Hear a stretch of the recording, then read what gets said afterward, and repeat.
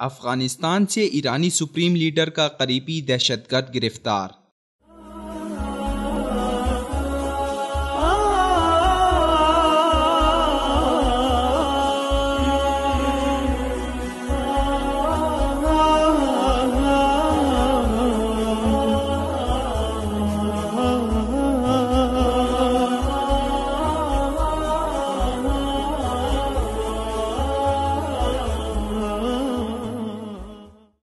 مشرق وسطی سمیت دیگر مسلم ممالک میں ایرانی تخریب کاری روز بروز بڑھتی جا رہی ہے۔ ایران مزید کھل کر اپنے عزائم پر عمل پیرا ہو رہا ہے، جس سے ایران کا دہشت گرد، فرقہ پرست اور تخریب کار مکروہ چہرہ دنیا کے سامنے عیاں ہو چکا ہے۔ مسلم ممالک میں ایران اپنے ہم خیال اعلی کے ذریعے فرقہ واریت اور دہشت گردی پھیلاتا ہے، جس کے لیے ایران اپنے نمائندوں کو بھی ان ممالک میں بھیجتا رہا ہے، کبھی مبلغین کی صورت، کبھی زائرین اور کبھی سیاحوں کے روپ میں۔ آنے والے ایرانی ایجنٹ مختلف ممالک میں اپنے مذموم مقاصد کی تکمیل کے لیے آتے ہیں۔ ایران نے پاکستان اور افغانستان پر گہری نظر رکھی ہوئی ہے، اور ایران کے لیے یہ دونوں ریاستیں نہایت اہمیت کے حامل اس لیے بھی ہیں کہ ایران خمینی انقلاب کے بعد سے ان ممالک بالخصوص پاکستان میں نظریہ ولایت فقیہ کی راہ ہموار کرنے کی سرتوڑ کوششوں میں مگن ہے۔ اسی لیے ایرانی ایجنٹوں کی گرفتاریاں یہ بتاتی ہیں کہ ایران کس قدر بھیانک عزائم رکھتا ہے۔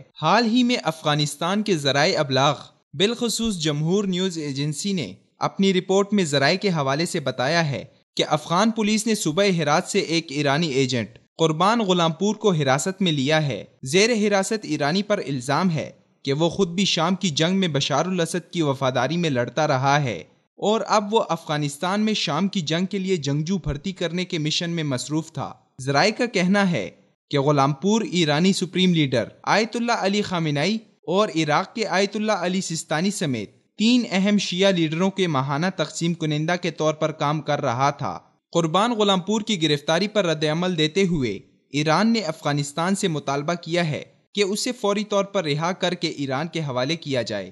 ایرانی رجیم کے مقرب ذرائع ابلاغ اور تنظیموں کی طرف سے قربان غلام پور کی گرفتاری کو فرقہ وارانہ رنگ دینے کی کوشش کی گئی ہے۔ تہران میں قائم عالمی اہل بیت کے فورم کے رکن حسن اختری نے غلام پور کی گرفتاری کی شدید مذمت کرتے ہوئے اس کی فوری رہائی کا مطالبہ کیا ہے۔ ایرانی اخبار کیہان کے مطابق خامنئی کے مندوب کی گرفتاری افغانستان میں ایرانی مذہبی رہنماؤں پر دباؤ ڈالنے کا نیا حربہ ہے۔ خیال رہے کہ ایران پر الزام ہے کہ وہ افغانستان اور پاکستان کے شہریوں کو شام کی جنگ میں جھونکنے کی مسلسل سازشیں کر رہا ہے۔ سن 2014 میں ایران نے پاسداران انقلاب کے زیر اہتمام فاطمیون نامی ایک عسکری تنظیم قائم کی تھی، جس میں ایران میں پناہ گزین افغان شہریوں کو ماہانہ $500 تنخواہ پر شام کی جنگ کے لیے بھرتی کیا جاتا ہے، اور ایران پاکستان سے بھی لیوائے زینبیون کے نام سے شیعہ دہشت گردوں کو بھاری تنخواہوں اور پرکشش مراعات کا لالچ اور مقام مقدسہ کی حفاظت کا جھانسا دے کر انہیں شام میں اپنے مقاصد کے لیے استعمال کر رہا ہے، جس کا ثبوت کئی پاکستانی شیعوں کی منظر عام پر آنے والی وہ لاشیں ہیں جن کو شام میں بشار الاسد کے دفاع کے دوران ہلاک کیا گیا